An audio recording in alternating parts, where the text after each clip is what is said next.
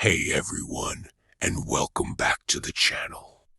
Tonight, I want to share a story that still sends shivers down my spine.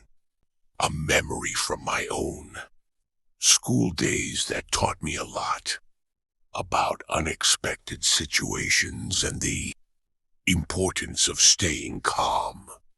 It's a school bus horror story, but not in the way you might think. It was a chilly autumn evening. The kind where the air bites at your nose and the streetlights cast long, dancing shadows. We'd just finished a late-night debate club competition, and the school bus was taking us home. There were only about 10 of us left, mostly high schoolers, tired but buzzing from the adrenaline of the event. The usual route home was pretty straightforward, through familiar suburban streets. But that night, something felt different. The driver, Mr. Henderson, was usually a jovial man, always humming a tune. But tonight, he was silent, his eyes fixed on the road. We didn't think much of it at first. Maybe he was just tired too. Then, I noticed we were turning down a road I didn't recognize. It was darker than usual, lined with dense trees that seemed to swallow the faint light from the bus windows. No houses, no streetlights, just an endless tunnel of rustling leaves. A few of us exchanged confused glances. "Is this a shortcut, Mr. Henderson?" Someone called out, but there was no reply. The bus kept going, deeper and deeper into what felt like uncharted territory.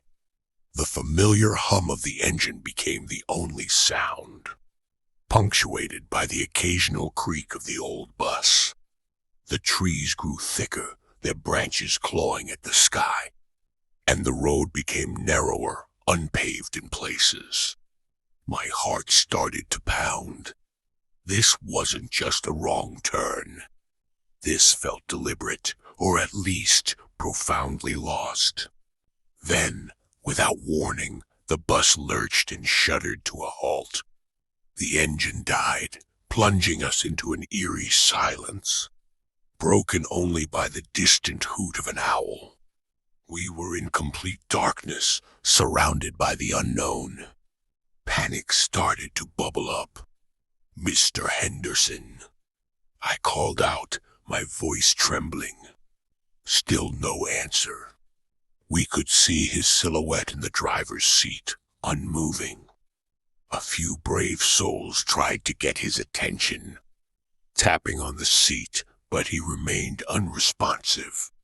It was terrifying.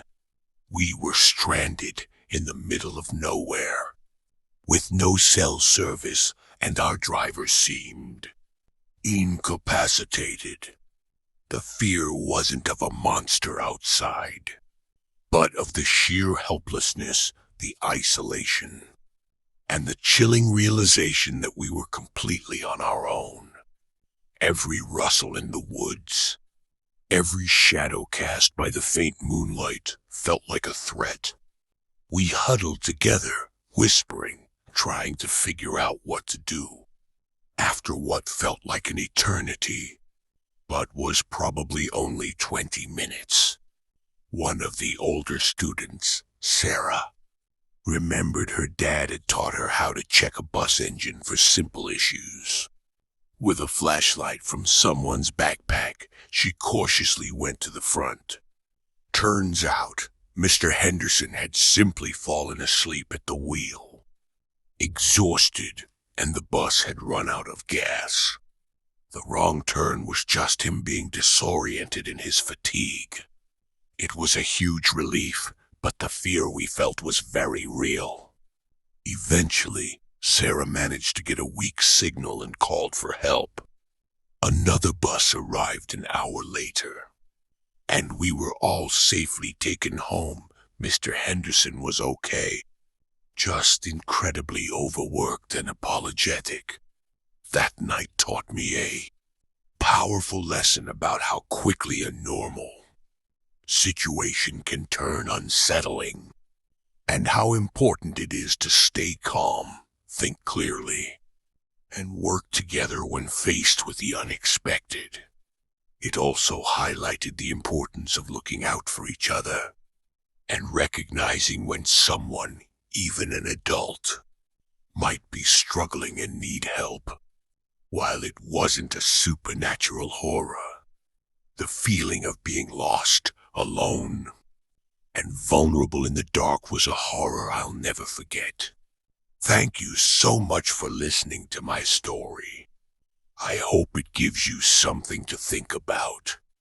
If you enjoyed this, please consider giving the video a like and subscribing for more content. Stay safe out there, and I'll see you in the next one.